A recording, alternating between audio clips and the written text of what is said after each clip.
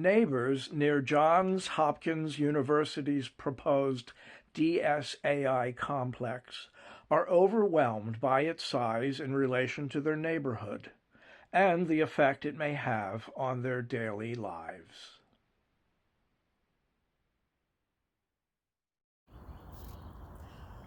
I've lived here in Remington on Remington Avenue for more than 30 years now. And one of the things that made it such an appealing place to live is all the beautiful nature and the trees right across the street from me. Trees that are literally 30 feet high, probably, at least 20 feet high, and have been there for longer than I have.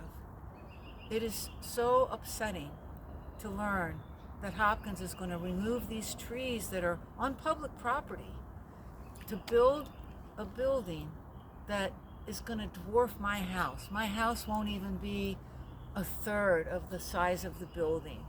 We will look like peanuts next to it, and it'll be just feet away. They have been really dishonest to us. They told us in the beginning that they're going to do all they can to save the trees. But sometimes with construction, a tree might die. And I get that. The roots get disturbed, but it went from that to just ripping them all out.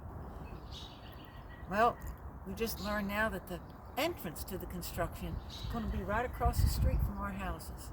And that means they're going to be driving their trucks, their concrete, they're digging, hauling dirt out, hauling stuff in, hauling steel in, up and down Remington Avenue, because they don't want to have it going by and disturbing their people on campus.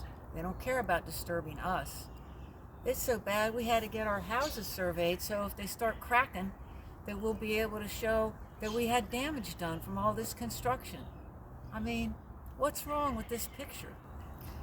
So I've been going to all these meetings about what's going to happen across the street with the big DSAI building, and well, things kind of change. And now in the most recent meeting we learned that the street, we're going to lose all the parking across the street. We already don't get to park there during the day because the construction workers all park there. They're just going to take the whole street, no parking along the street. The walkway's going to be closed. I won't even be able to walk along that pretty beautiful area where the owls, well, still are for now. So it's just unfathomable what's going to happen. I don't think any of us are opposed to the promotion of artificial intelligence. It's definitely the wave of the future. It's the wave of now. But there's something to be said about proper location and where things belong. And when you're talking about something the size of the convention center, or nearly that big, in a residential neighborhood just feet away, it's just unfathomable. These houses here were built after the Great Fire of 1904 and before 1917, because I found a postcard behind a wall from 1917 in my home, and the bricks were burned because they were repurposed. So these are historic, maybe not designated historic, but these are historic row homes. And there's going to be this humongous, monstrous building right across the street from us, and half surrounded by residential homes. It needs to be someplace where there's other like buildings.